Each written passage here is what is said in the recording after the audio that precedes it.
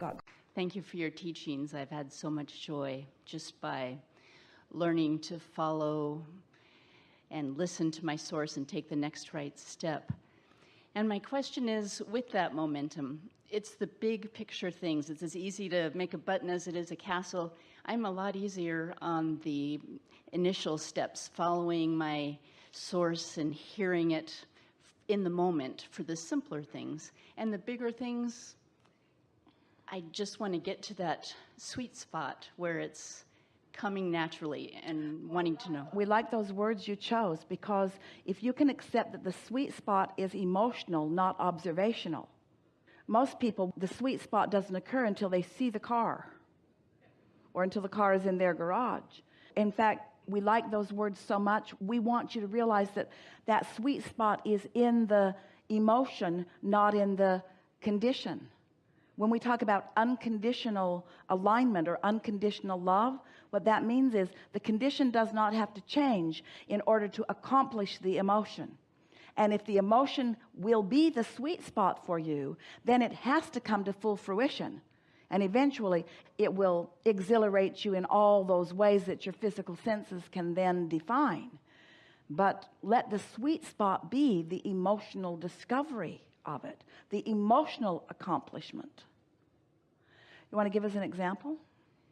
My husband and I have some beautiful land with mountain views. Before you go further, we want to ask you a question or two. So you said that this cruise has been in your vortex for a while. Yes.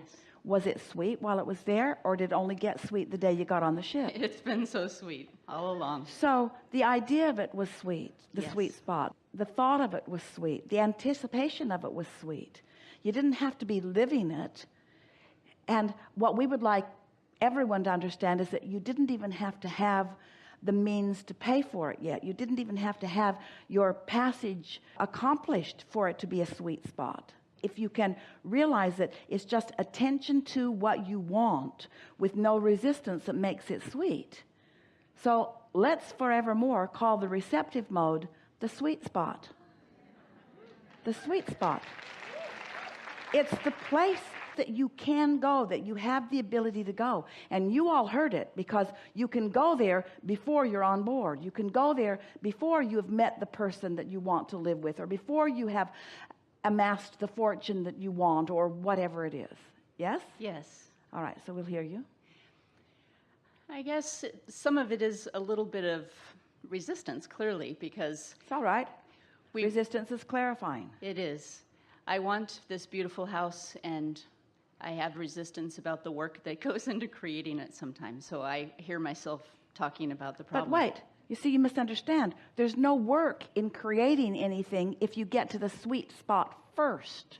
Oh. The work is if you go right to the condition with no sweet spot. So you got no universal forces helping you. You've got no clarity. You got no inspiration. You've just got you trudging through life, putting boards together, you see.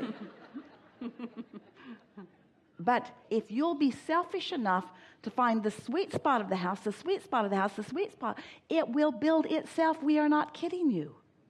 It will put itself to life, putting boards together, you see. But if you'll be selfish enough to find the sweet spot of the house, the sweet spot of the house, the sweet spot, it will build itself. We are not kidding you.